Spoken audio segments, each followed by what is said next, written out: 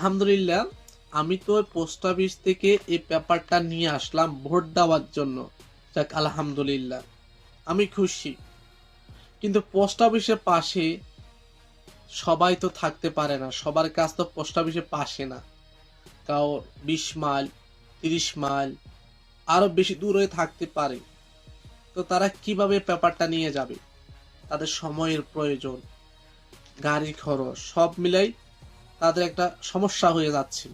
যদি বাংলাদেশ সরকার যদি এই পেপারগুলা ডেলিভারি মাধ্যমে যদি ফ্রিতে পৌঁছায় দিত তাদের হাতে, সব সাইতে ভালো হইতো এবং তাদের পছন্দের মানুষকে ভোট দিয়ে জয়যুক্ত করতে পারতো।